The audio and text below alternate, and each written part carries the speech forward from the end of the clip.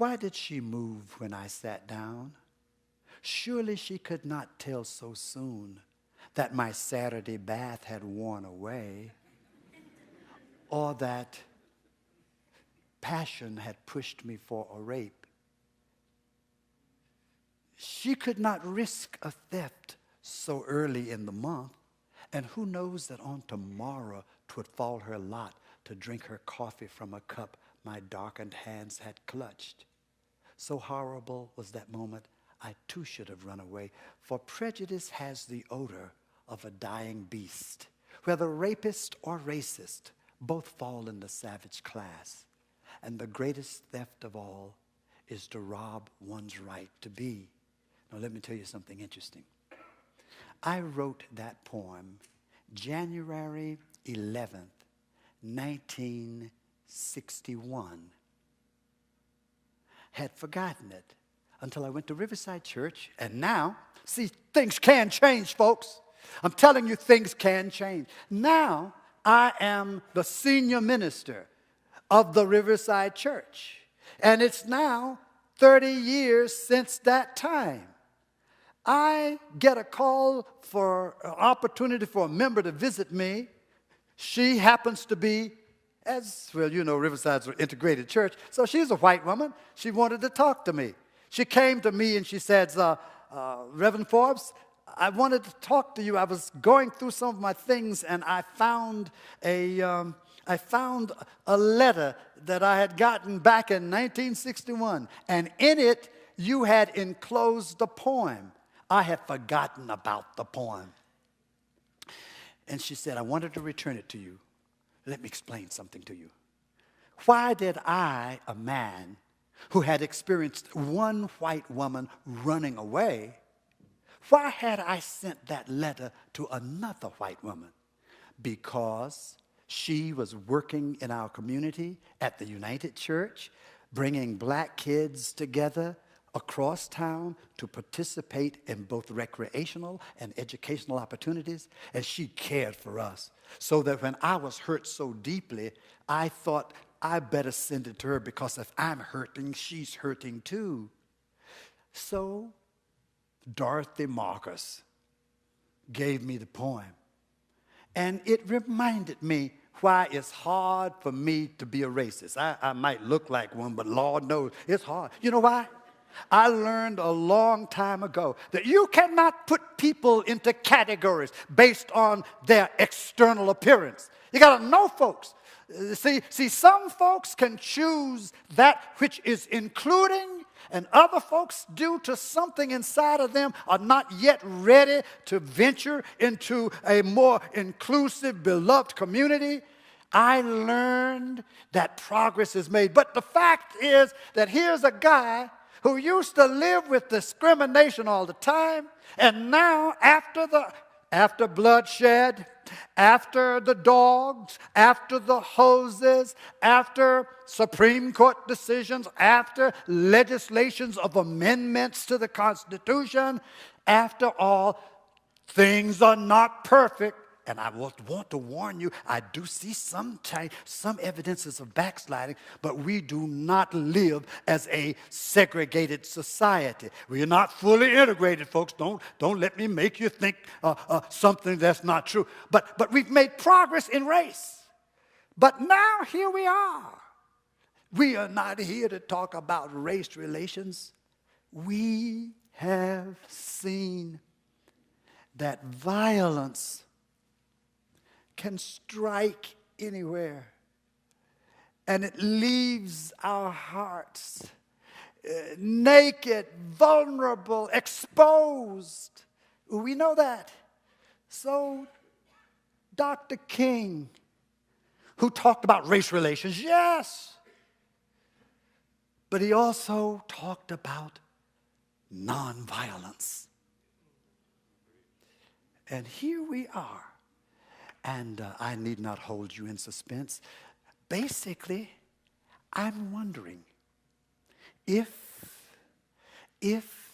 sometime later in the future, Like it was 30 years from my January 11th to the 91 when 30 years later I saw Dorothy Marcus and we saw that we had made lots of progress. What if, if it takes 30 years, what if the activities that took place in Newtown actually, because of the way different folks on different sides work through it, what if 30 years from now, history would record that something happened in Newtown that led to a new America?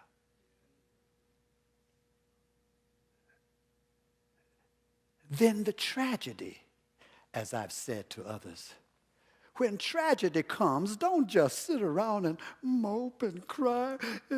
Incessantly, we must have cry. We must have grief. We must deal with the pain. But in addition, if tragedy comes, we should make it pay dearly as a tribute to those whose lives have been lost. We must extract from the tragedy that which really makes our town go down in history as the place where the most awful thing happened. But by the nature of God's action, things began to be dealt with, to be questioned, to be thought, and that out of it, America, what's the phrase? Newtown leads to a new America.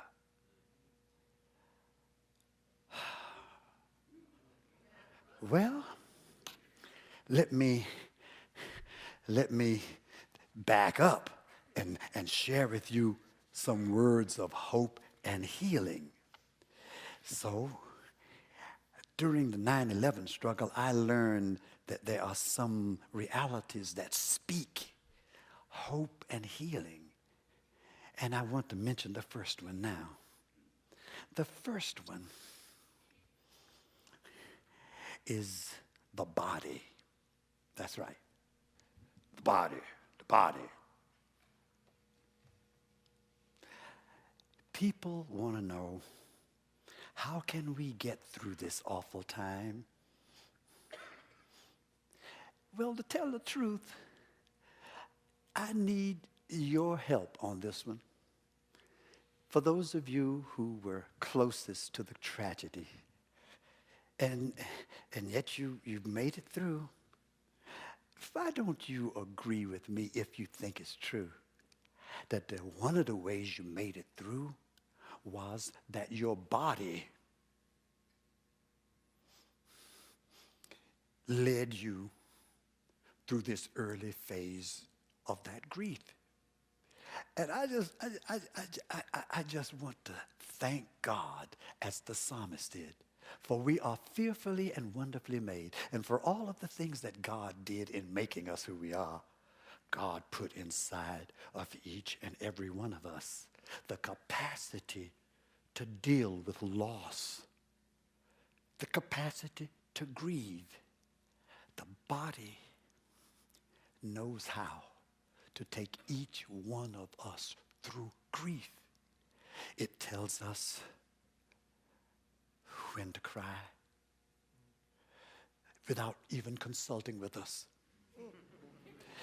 It allows us, even when we wonder if it's appropriate, to have a positive moment and even a chuckle. It tells us when we should rest. It tells us when we should get up and walk alone. It tells us when we should get with other people. And that body tells us the timetable. How soon for this? How soon for that? Shall I make up the bed? Shall I clean the closet? The body, when we respect it, speaks. And for people who are sensitive and listen The truth of the matter is, you've made it this far largely under the tutelage of your body. Thank God for the body. It's a smart thing, you know. It's a gift of God. The body, in fact, maybe one of the ways we make it through is be exceedingly sensitive and careful for the body. Make sure that it gets as much regularity, appropriate nutrition. Make sure that you listen to it. It will get us through. That's the first one. The second one is community. We are individuals. Each of us has our own individual body. But even if we have not always been aware of it, there is an infrastructure of relatedness, of interrelatedness that we may most of the time take for granted. But God also has arranged that in times of trouble, something like a matrix underneath rises up to the awareness, and we understand that, well, the African proverb used to be, I am because we are. We would not have been able to make it through in New York City. You would not have been able to make it through even thus far. But community, sources of care, of concern, of support, of encouragement, something about community. You didn't even know you were that tight. But during tragic moments, you discover, my goodness, Dr. King was right. Caught up in an inescapable web of mutuality. We belong to each other. We have family names, but the community itself is even stronger than family, usually in times of trouble. Thank God for what the community says. The community says, listen, we're in this together. The community says, folks, Maya Angelou was right. We are more alike than we are unalike. The community says, listen, if we hang in here, we're coming through this. And in some ways, we're going to find some strength that comes even out of our loss. We will not ever forget, but we may remember with less and less pain eventually, though not yet. The community has a way of saying, as a matter of fact, there are some things that we have needed to do that we have not done.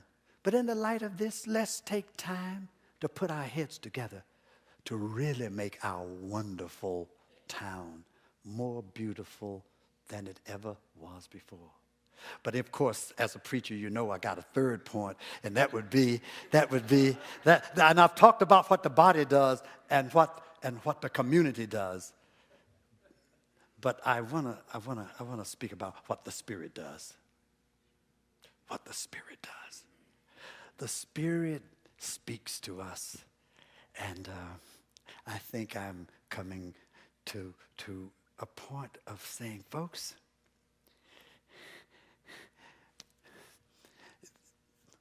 listen to what the Spirit says. And I think we're going to make it through. See, history was made on us. Did you hear that? History was made on us. But if we listen to what the Spirit says, we will make history. We will not be victimized by or either scandalized by. No. If we listen to what the Spirit says, we as a town will be able to say out of the depths of despair, there has emerged a glowing light that became a beacon to the entire nation. You heard me say earlier, Newtown, where we began to be a new America. Let me mention, maybe I'll discipline myself.